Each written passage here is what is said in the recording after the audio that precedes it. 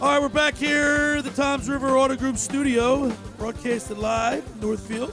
Billy Schweim, the intern Andrew Leeds. Yep. Producer Danny Ryan, the youth movement in here with me today. And it's always good to get a fresh perspective from the young cats. But now it's time, every Sunday throughout baseball season, we go on the mound with former Phillies pitcher Tommy Green, brought to you by the John R. Elliot Hero Campaign for designated drivers. Hey, a longtime partner of the Philadelphia Phillies reminding you not to drink and drive and to always have a designated driver. Designated hitters win games. Designated drivers save lives. Take the Hero Pledge today at herocampaign.org. And remember to be a hero. Be a designated driver. Let's go to our hero. Let's go to the Maserati, the Mainline Sports Hotline, and welcome into the locker room former Phillies pitcher great Tommy Green. Good morning, T.D. Green. There you are, buddy. How you doing, man? I'm doing good, man. How you doing? All right, I'll tell you what, Tommy Green, man. I don't know if we should be excited that the Phillies are off to a slow start because in 2008, 2009, both years they went to this World Series, they had horrible Aprils. That seems to be the flavor, doesn't it? That seems the way it's going. I didn't expect him to get off to a 5-10 start, or but I thought it would be a little bit better than that. But that's the way it goes sometimes, and you have to adjust and figure out a way to do things. They just got to play better baseball, and that's the bottom line. Hey, Tommy, let me ask you a question. When you guys come up from spring training, when you come up from Florida, like the Phillies April's usually cold and rainy, and is it hard to get? I know you guys love baseball. It's a business. You're making money, but you're human also. You come up from the beautiful weather in Florida, and then you're playing in freezing cold temperatures, and that would always seem to be a good excuse in place for not hitting the ball and everything. But not this year. It's been nice and warm. They played pretty much in good weather conditions. What's the reason for the slow start? Well, I'll tell you what, they're actually hitting the ball. Right. I mean, they got six of them guys that a lot basically are, or at least 100 right at it, or if not 300. But other teams in the big leagues, they're 24th in runs. They're fourth in the big leagues. Well, they're making. Well, watch the thing. That shows you they're not getting timely hitting, and also accompanying that, some of the base running mistakes are knocking them out of innings. Sometimes, so I mean, it's accumulation of things. They're just not playing as good a fundamental baseball as they can, and they need to do that right now because they're not healthy like they need to be. They're missing pieces, and hopefully they can get some things started. Some guys can plug it in and they call up and do different things or whatever they're going to do. They start turning it around. They got to do that. Yeah, well, they've left a lot of runners on base. I think it was like four. They were 4 for 34 or something in the last three. 4 for 31. 4 for 31 in that when they were 0-3. During that losing streak. During that losing streak, they're making with runners in scoring position. Yeah, they're making base running mistakes that it's costing them. So, obviously these guys are big league ball players. Tommy, what are they making base running mistakes for? Well, I know. I mean, on top of that, Billy, we're getting on base. It's a pretty good clip, but it's stalling out. It's like an engine, getting the full fuel filter getting something in and clogged up a little bit, and it causing you to sputter.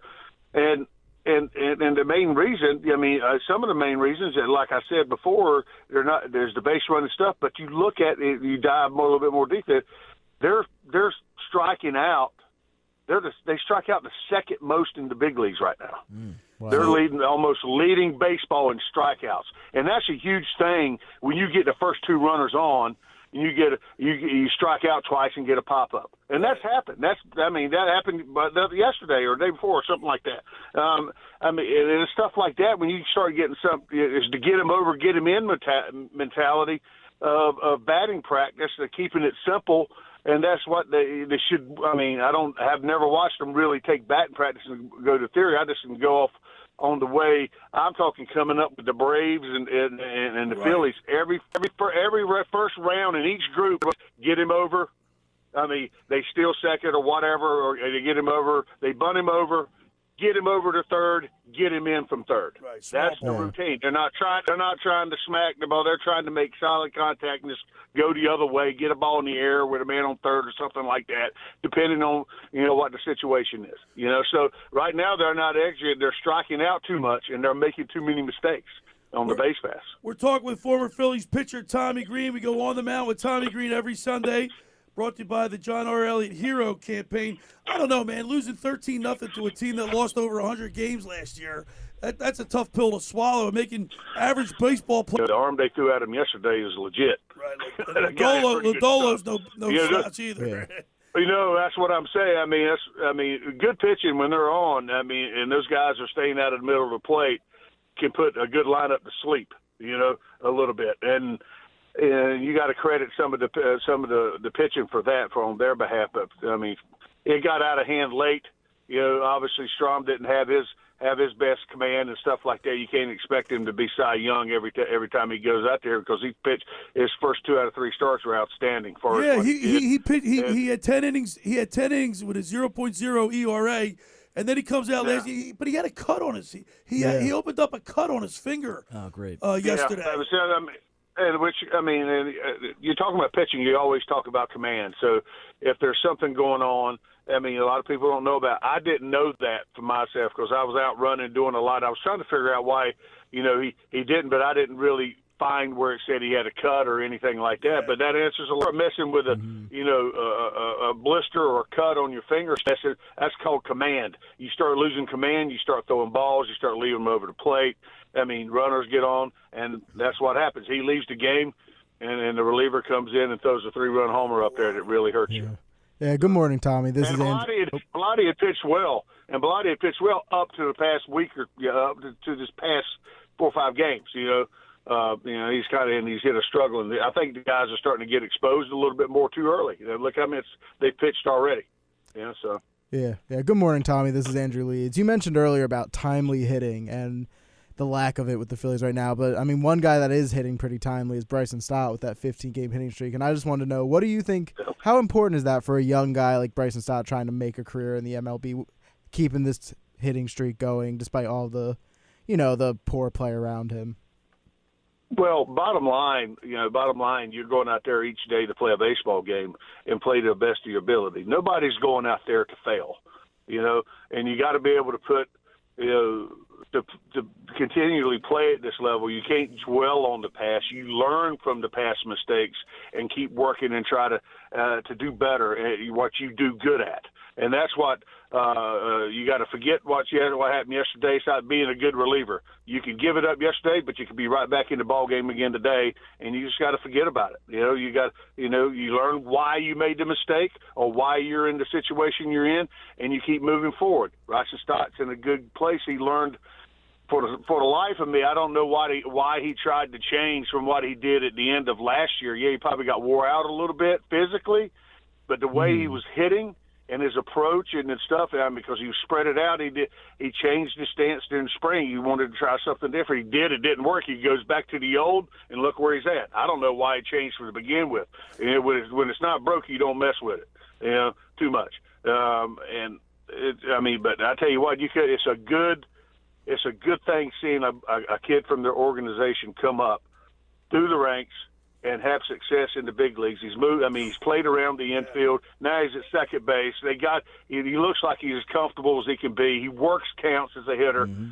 And he hits the ball all over the field for the most part. Now, I hope people don't get on him, about anything about power numbers or anything like that. Oh, yeah. Some of that thing's going to come as it goes. But hey, just we got to leave the kid alone, let him play because he's doing a great job and doing what he needs to do because they're bouncing him around the lineup. So he just needs to go out there like he's doing, see ball and hit ball. Tom, you make a great point there. Between Alec Boehm, how he started the year, how Bryson Stott has started the year with the 15-game hitting streak, it's nice to see some talent from the farm system come up and succeed. But speaking of talent from the farm system, a guy who's been up for a few years now, Aaron Nola, he faces the Reds today actually for a 140 first pitch on the mound. He, as you know, has had a rough go of it to start the season. 7.04 ERA, led up 4 runs to Miami with 9 hits and 5 2/3 in his last start, but he's got a 4-2 record with a 3.63 ERA in 9 appearances, 58 strikeouts. What are you expecting this afternoon from Aaron Nola? Does he finally get that game where he turns it around and, moves on to better things? Well, he's due. And he's kind of struggled a little bit. Not every game. He did have a quality game earlier. Where he gave up a couple runs like in the sixth or something like that on something, but he actually pitched a real good ball game. It's about to Aaron is about the consistency and his ability to locate his fastball. And sometimes he gets a little flat. Ball stays on the plane a little bit, but when he starts missing up in the zone, it looks like to me when he gets, because his motion, the way he throws is a little unorthodox compared to some other guys, obviously, but because not everybody's exactly the same. But he tends to look like to me to get under baseballs, and he's not a guy that to me that can pitch up in the zone all the time.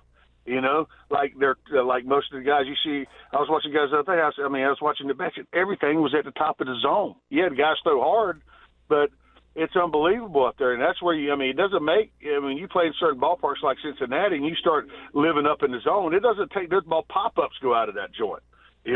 Balls fly there. It's like Wrigley Field with the wind blowing out.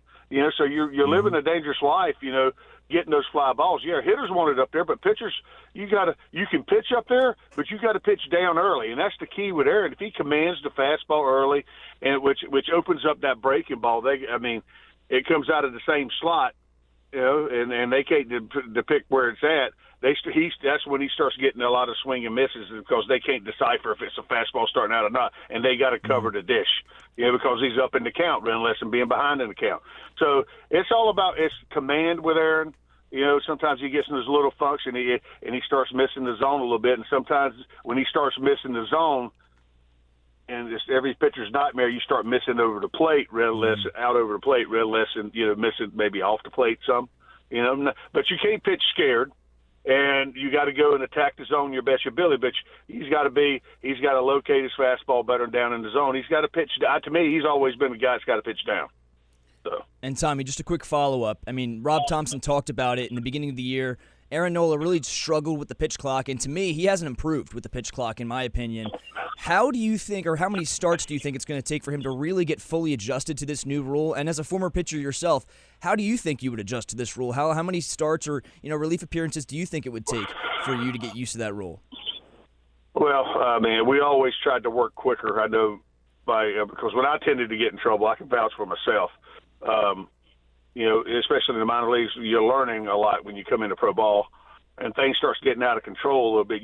My habit, is to walk around the mound. I was walk around, I'd walk and take time, and you don't realize you're doing as much because you're trying to stay in control. Mm-hmm. You're trying to get your breathing right. You're trying to, you gather your thoughts. And my pitcher coach would always tell me, hey, you can do the same thing, but back right up on the mound and get back up on the mound and do the same thing. We want you to keep your tempo, which if you keep your tempo, things, tend to repeat better. You tend to repeat your mechanics better, and you tend to possibly locate better. You're trying to do the same things over and over again to repeat. But a lot of, it's a mental game too, and you got to get. And L.A. said it on the radio the other day. I was listening. Personally, I don't like the clock, and I think it's messing with some guys. It's because we were always taught, and some of these guys were taught, hey, things get out of control. Hey, take a step off the back of the mound. I teach kids that now. Yeah. I'm not. We're not out there turning into Iron Mike throwing bat practice just because somebody wants to speed up the friggin' game. I hate that. So. It turns into that because some guys are not wired that way. Right. You need when things start getting out of control. I get the pitch clock. Don't get me wrong, but there's got to be something a little bit more. We talked about it maybe a little bit more. Make a universal number. 20, 25 seconds, leave it alone. Right. Tommy, I actually like the pitch clock. These games now are like 2 minutes, 2 hours, and anywhere between 2 hours and 43 minutes to 2 hours and 56 minutes. And I think it's helped the game. It's speed up for sure. But some pitchers, like you said, are having a hard time adjusting to it. We're talking with former Phillies pitcher Tommy Green, as we do every Sunday on the Mound with Tommy Green, brought to you by the John R. Elliot Hero Campaign for designated drivers. Now, Tommy, before we let you go, great article in the Philadelphia Inquirer Sunday edition on your good buddy Darren Dalton and some of the things that he was going through before his death to cancer. But he played on that. They had that turf that contained 16 type of chemicals, and they're attributing to the Veteran Stadium turf to the cancer deaths that are attributed to the 5 Phillies or 6 Phillies that passed away. Well, I mean, you start messing. You're talking about stuff like that, you know. I mean, I hope they find something that's that they can correlate and hopefully save people's lives. You know, up in the area, because I've done some stuff with the foundation, and I happen to be around some doctors like from Duke University that are trying to make a difference in this disease.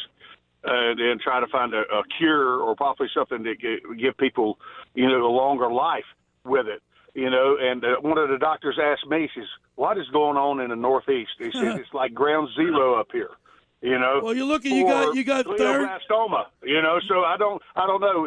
And talking about Darren, it's I mean, it's the thing. I hate things coming out and start talking about things that they don't know. Like they were talking about lizards, talking to himself like crazy talk. Maybe that's because it was attacking his brain. Well, I don't know. I can't vouch for anything like that.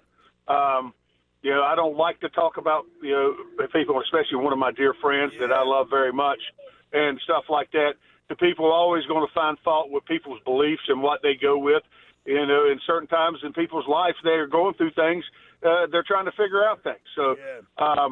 I choose not to, you know, to talk about something that you don't know something is a fact. We can always speculate, and I choose to be on the positive side of things, you know. But I want to try to, you know, that's why I'm involved with, you know, obviously Darren was one of my dear friends involved, and I'm involved with the foundation to try to make a difference with these families that are going through this.